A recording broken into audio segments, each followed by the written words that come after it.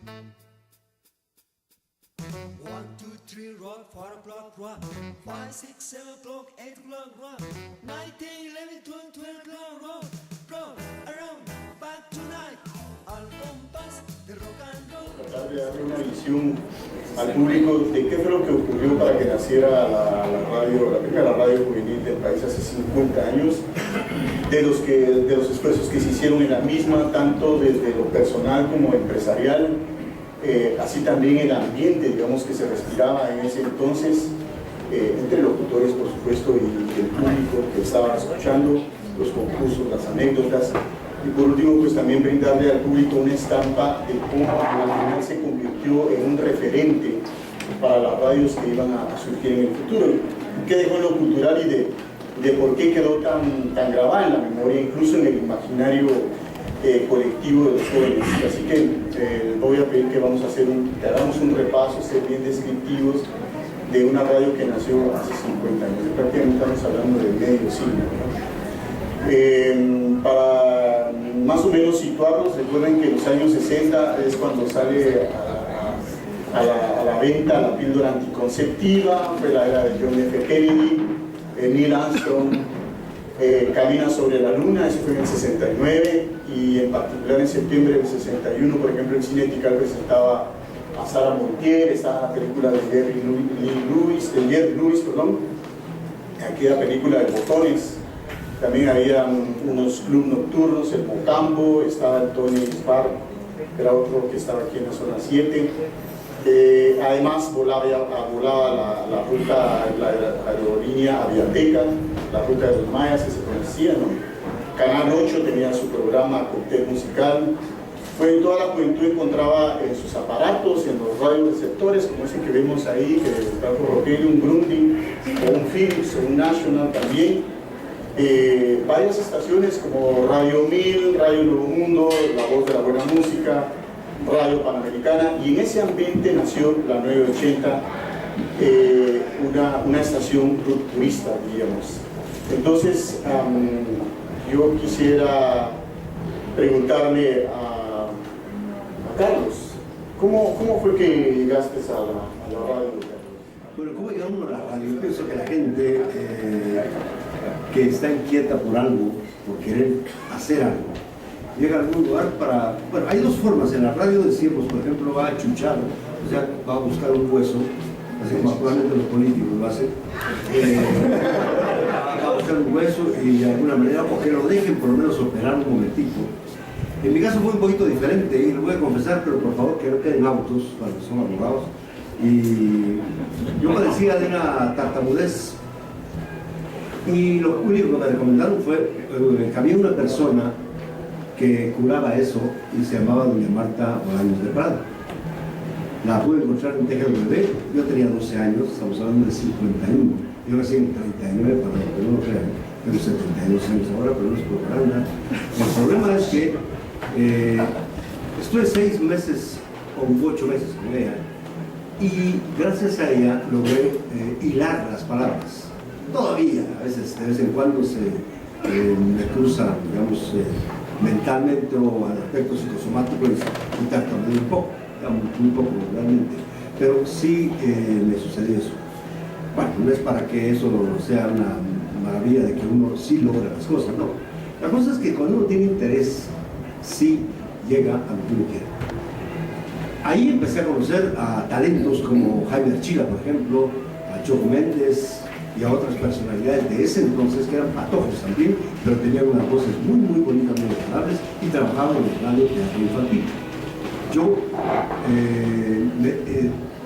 no participaba ahí, pero me decía doña Marta, mira, como usted que estás aquí, queremos una voz de ratón. Y me decía cómo hacer una voz de ratón. Y queremos una voz de esto, y empecé a hacer voces de animales. Ella me decía, ¿cómo era eso de hacer animales? Yo la verdad es que no sabía. Me decía, ponete no en los zapatos, sino en la piel del animal y hacer como se podría hacer tanta cosa. Y logré hacer caracterizaciones. Y de ahí me contrató Tina Porras para trabajar con la voz mía natural. Y trabajé con ella en TGW también. Estamos hablando de 1953, 4 por ahí.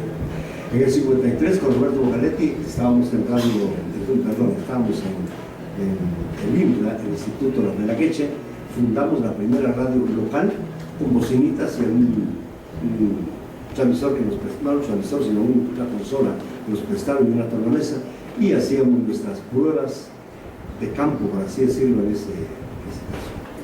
A la par estaba yo en Radio Columbia, estaba en la 9ª. Toda esta radio le parecerá a ustedes extraño porque ya no existe, pues.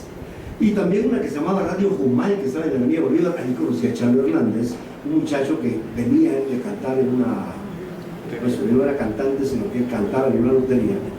Y estaba haciendo su participación. Parece que la mamá era la... Y la verdad es que tuvo éxito, independiente de los gustos que podría generar, o mejor dicho, las críticas que podría generar su estilo y su forma de hablar. Radio Jumay. Después, en el 60, nos reunimos con un grupo de verdaderos talentos para mí, Carlos Azurria, José Rafael Valle, que ahora es un médico, Franz Rodman, Rudy Furlan, y este servidor. Nos juntamos para hacer una radio que se llamaba TGWL, que estaba en la parte del mezanine, por así decirlo, si no digamos en el sótano de una zapatería Herrera en la 11 calle 6ª Avenida. Ustedes son muy jóvenes para eso, pero les estoy contando un poquito de historia para que se enteren, para que tengan con eso. Y ahí trabajamos con bastante entusiasmo. Yo tuve que irme por alguna circunstancia a otro país, a México, y cuando regresé traté de buscar trabajo en algún lugar. En ese periodo ya había nacido la 980, yo no sé si corto o qué sé yo, pero solo me contaba la partecita final. En ese momento me llama el Conejo Hernández, amigo con el cual jugábamos 5 antes en la zona 7. Mi papá era pianista y compadre de lo que él tocaba, nosotros jugábamos 5. Y me llamó el Conejo una noche y me dijo: mira, vamos a hacer una radio, ¿querés trabajar con nosotros? Ah, bueno. Él me había escuchado en Radio Monumental en la antigua Guatemala, por ahí por el 60, más o menos. Y fui ahí con él. Ahí conocí a otros talentos, Carlos Rivas, Leonardo Heredia, Willy Maldonado también, que él venía de la 1080, con la cual nosotros estábamos haciendo unas prácticas también. Y empezamos a producir la radio. La radio no era... Él quería hacerle competencia a la 560, a la 980, pero había otra, no me recuerdo en este momento, no estaba la sensación todavía. En ese momento hicimos unos 3-4 meses de producción, o sea, hacia dónde íbamos a... cuál era nuestro target, cuál era el tipo de música que íbamos a poner. Cada quien pusimos lo poco o mucho que sabíamos de la radio y empezamos. Y ahí empezó Radio Emperador y una carrera pues más o menos aceptable, digo yo, y también cómo se conjugó con la televisión, en la cual tuve la oportunidad de aprender. Estamos hablando de televisión blanco y negro. Después ya salimos en colores, pero por de pronto conocí toda esa parte. Les agradezco mucho el tiempo. Sí, muy amables. Gracias. Muchas gracias. Gracias, Jorge, por estar aquí con nosotros, y a Liga por invitarnos a todos los que estamos presentes, y al ausente porque este es un encuentro atípico el que tenemos en esta oportunidad. Son emociones encontradas porque ayer se nos murió un compañero, Alberto, y hoy pues estamos aquí platicando de Alberto y platicando de nosotros y platicando de lo que es la radio, lo que nos apasiona a todos por igual aquí, desde Charlie hasta Otto, todos vivimos para hacer radio, y para eso creo yo que hemos nacido. Así como nací yo en 1951, cuando yo nacía, yo ya estaba entre lo que es radio. Ya existía Radio Panamericana, ya tenía 4 años de estar evolucionando esta emisora que a lo largo del tiempo ha sido una radio que hasta la fecha ha perdurado en el gusto de muchas personas, a pesar de los pesares. Pues ahí nací yo en 1951, tuve la oportunidad de ser parte de la familia Paniagua Sarabia, que habían fundado su radio La Panamericana, y yo recuerdo perfectamente aquellos inicios en la radio, en la 13 calle y 13 avenida, a una cuadra exactamente de lo que es ahora Gerona, vecinos con Carlos Gamboa, que para mí sigue siendo mi hermano, y él le voy a contar por qué. Entonces yo ya tenía contacto con lo que era radio, a pesar de tener una corta edad. Pero definitivamente cuando la emisora ya emigró hacia los estudios donde se encuentra en este momento, que fue en el año de 1956, pues yo ya me veía más involucrado en la radio, porque la radio estaba prácticamente a unos pasos de la residencia de la familia. Entonces, con lo delicado que era mi padre, don Jaime Paniagua Salvatierra, tú lo recuerdas, Carlos, pues no me tenía permitido estar mezclándome con los catálogos, porque siempre tenía que apachar el botón que no tenía que apachar y la radio se iba del aire. Entonces, para mí era muy difícil. Era difícil estar en la radio en ese entonces, pero mi inquietud siempre me llevó a tener la oportunidad de estar ligado con la radio. Yo me recuerdo que cuando mi papá transmitía su reloj musical a las 7:30 de la mañana, yo llegaba y estaba con él a esa hora de la mañana tan temprano y me decía, vas a dar la hora, me decía.